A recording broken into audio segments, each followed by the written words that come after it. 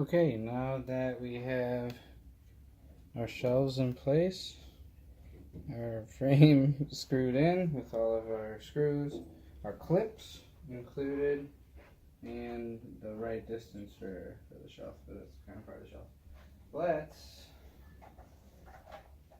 put in the power. So this is the CyberPower. Let's get all this crap out of the way. There we go. And we're going to go to the other side of the unit and we're going to put this thing in. So actually this and the shelf. So the shelf is optional. I have it, so I'm putting it in, and it holds my modem, so we can look at that then. But let's look at putting in the power supply. And here's the shelf, 7-inch depth, just rack mountable, not much to it, so I'm going to put that at the very, very bottom.